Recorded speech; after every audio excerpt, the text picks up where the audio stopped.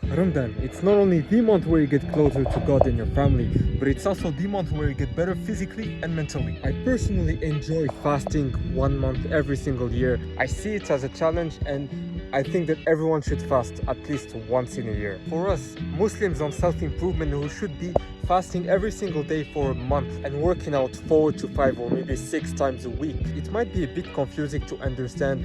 Are we supposed to work out in the evening or in the morning? Are we supposed to cut or bulk? That's why in this video I'm gonna give you some tips related to my past experiences. I've been working out for 2 Ramadans, so I think that I can give you some advice about it so that you avoid making the same mistakes that I've done. This video is gonna be split into 2 different parts. First one will be the diet, second one will be sports. So for the diet, the first advice that I can give you boys is to eat clean. No dirty bulk, no junk food, no Big Mac, No dick, no balls. Hey, cuzzo! Yo, what are you fucking doing, man? When you are fasting 12 to 16 hours, you want to make sure that you are eating properly. You want to give to your body some proper carbs, protein, proper fat.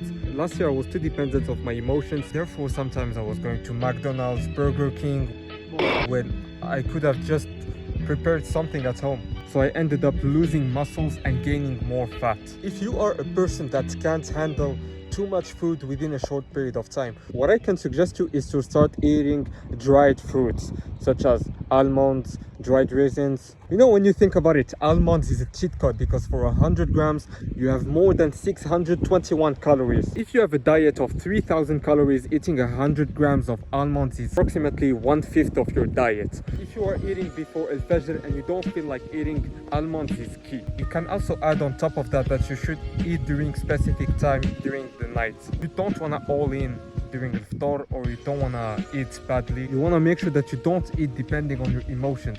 If you have to go to the gym 1 hour after iftar, make sure that you don't eat too much. For instance, if you have to go to the gym after iftar, you want to make sure that you don't all in. You eat just a bit after iftar, and then once you're done with your workout, you eat everything. The mistake that I used to do is once it's iftar, I just eat everything. What I can suggest you is to eat 3 times during the night.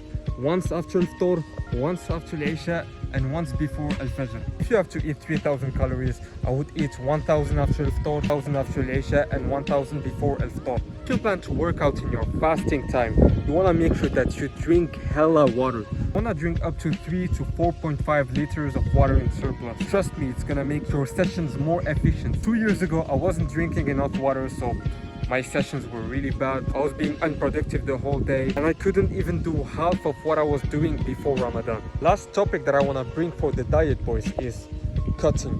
Personally, I don't know, I just don't know, but I'm not gonna advise you to cut. Personally think that you should either maintain or slightly bulk. You're gonna be fasting for maybe, I don't know, 16 hours. It truly depends on where you are living. So after cutting for 16 hours, you will be really hungry. Bro, you tripping?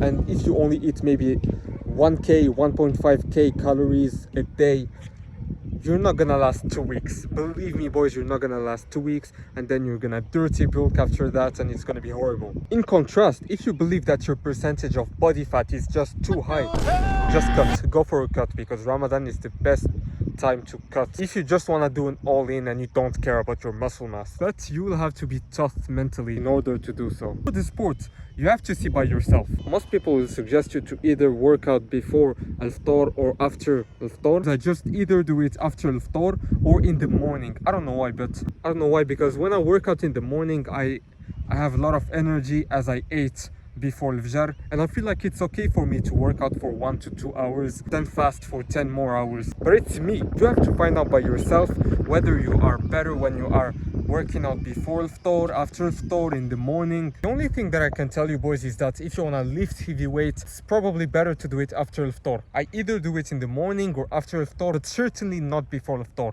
Before iftar, I'm just too tired, and you're not only gonna burn fat, but you're also gonna burn muscles as well. Therefore, if you don't feel comfortable with the morning, try to do it after iftar. Other advice that I learned, boys, if you train before iftar, do not push your limits too hard. You're just gonna be tired. As I said before, you're not only gonna burn fat, but muscles as well. 45 to an hour is the maximum that you can do before iftar.